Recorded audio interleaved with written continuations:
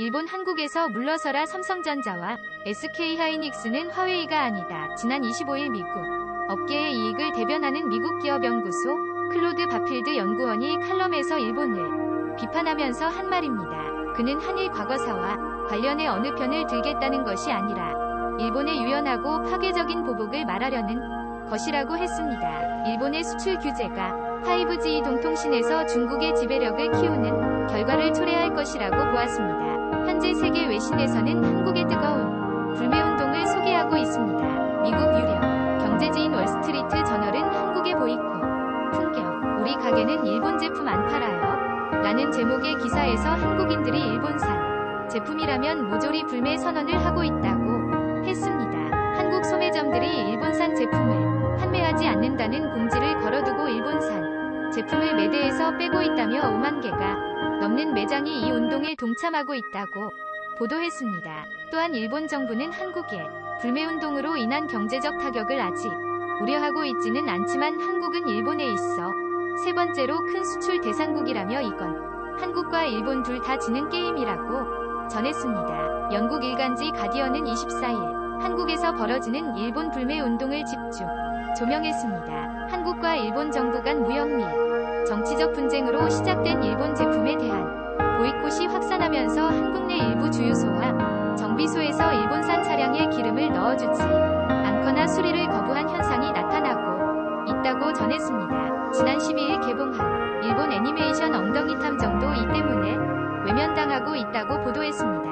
홍콩 사우스 차이나 모닝포스트는 19일 한국의 불매운동 현상을 소개하면서 한국에서 도요타, 유니클로, 기린, 파나소닉과 같은 일본 브랜드를 불매하자는 운동이 SNS에서 불고 있다며 일본 여행도 가면 안 된다는 주장을 소개했습니다. 작년에 한국은 거의 30만 대의 일본 자동차를 수입하면서 일본에는 수출하지 못했다고 하면서 보이콧 재팬이 한국의 주요 기업들에게 긴장감을 불러일으키고 있다고 했습니다. 도요타 대변인이 상황을 계속 지켜보고 있다는 말도 전했습니다. 로이터 통신은 한국이 일본 불매운동을 상세하게 설명했습니다.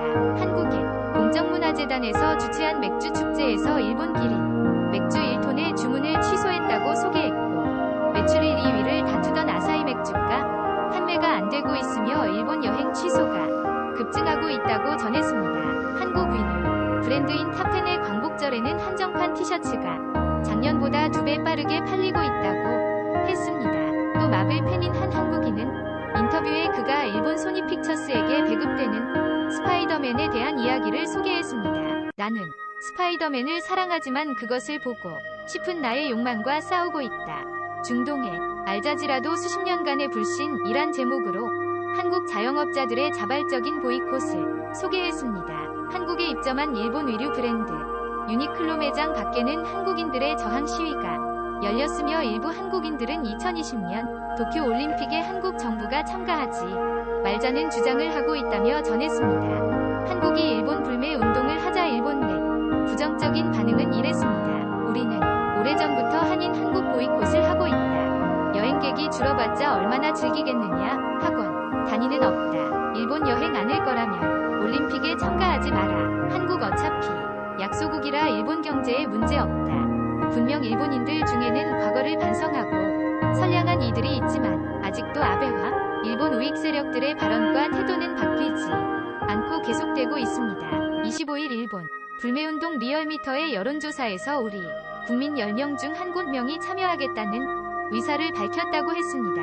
이제 참여율이 거의 70%에 육박하고 있습니다. 불꽃 재패 일본 제품 불매운동은 오늘도 계속되고 있습니다. 이상 실망이었습니다.